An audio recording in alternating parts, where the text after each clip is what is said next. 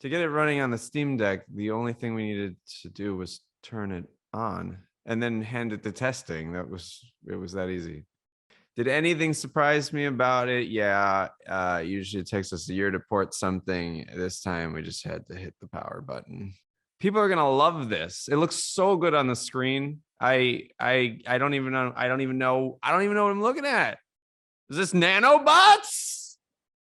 Why is it so good? Why is it so good? We didn't have to do anything, no optimizations, nothing special. We didn't have to degrade anything. It just ran, and it ran well, and it looked good, and it looked like it was intended to look. And so when you think about that, with so little development effort, that is quite a feat. I mean, like, so now for the first time, you actually can have your PC game play on a portable device the way that it's supposed to be played, and that without, actually, to be honest, doing anything. Hello, I'm Mike Brown, Creative Director on Forza Horizon 5 at Playground Games. And I'm here because last week our good friends at Valve sent us a Steam Deck. They sent us that so that we could install Forza Horizon 5 on it and get a feel for how it runs. So once you've logged into your Xbox Live account, you can go and download Forza Horizon 5 and you can jump right in. It's with a few well-chosen graphical settings. The experience is genuinely really, really good looking and really, really fun. The Steam Deck is a really, really great piece of kit, and I think people are going to have a real fun time playing Forza Horizon 5 on it. Steam Deck 自体はですね、例えばこれ今鉄拳7、動いてますね。まあ当たり前ですけど、PC 版の、Steam 版の鉄拳7が、ガリガリ動いてるんですけども、これ特にじゃあこれに Steam Deck 用になんか我々じゃあ作業したかというと、まあぶっちゃけ何もしてないですね。まあ、基本的に、シェアリングとインストールの、2パターンで動作確認してますけど、基本的にはいわゆるね、バルブさんが作ったこの Windows のソフトを動かすこの、プロトンと言われるものがほとんど、いろいろ何でも対応してくれてたのでもう渡された時にはなんか、何不自由なく、遊べる状態になってたということで、まあ、そこはちょっとかなり、はい、これも弊社のエースコンバットですね。エースコンバットとかこうバリバリこれじゃわかんねえか、はい、こうくるくるっと水平線見えてますけど、こうね、はい、エースコンバットなんかも墜落する。これちょっと1台、これ何、これ返さなきゃいけないのこれ。これ返すのこれ。そうなんだ。俺もらえると思ったのに。そうか、もう残念だな。これこのままちょっとこのバージョンでいいからもらいたかったな。もうすぐ遊べるから。なんだよこれ、フィル・スペンサーだったら絶対くれたよこれ。なんだよ。そうか、もらえないのか。まあいいや。まあいやもう出たら僕も絶対に買いますんで、Steam Deck、皆さんも、ぜひ、これ遊んでみてください。なんかね、やって割とね、そのカタログタイトル、昔のタイトルとかここで動くと感動しますよ。はい。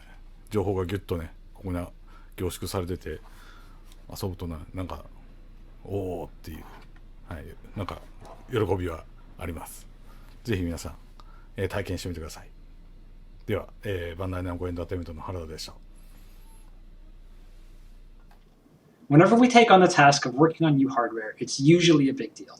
There's a ton of pre-planning involved, figuring out how it all works, how long it's going to take, and how well it's going to perform. So you can imagine our surprise when we loaded Rogue Legacy 2 on the Steam Deck and it just started working. Like full FPS, no hitches, no work done on our end whatsoever. It was even running the PC build through Proton.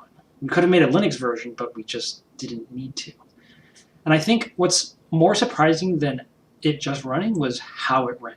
When we started development on Rogue Legacy 2, we wanted to make sure it was super easy to play the game on keyboard, mouse, or gamepad. What we didn't take into account, though, was the trackpad and the touchscreen, which are inputs that the Steam Deck supports.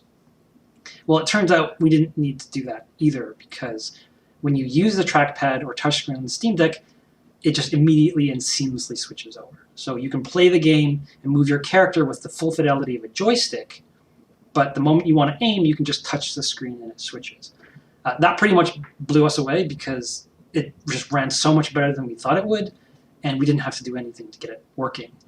Rogue Legacy 2 on the Steam Deck is special because we've received a lot of love from gamers who played the original Rogue Legacy on the Vita.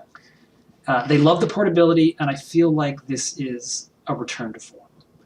I think the Steam Deck is going to bring that experience back to gamers, and to us, that's really exciting.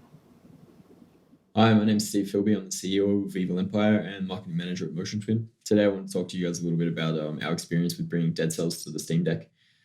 So it was a little surprising for us in the sense that we received the hardware, which we were all very excited about, and we plugged it in, charged it up, put Dead Cells on it, and that was it. It just worked. So for us, given that we already had a Linux build, we just didn't have to do anything. So it was kind of surprising from that perspective.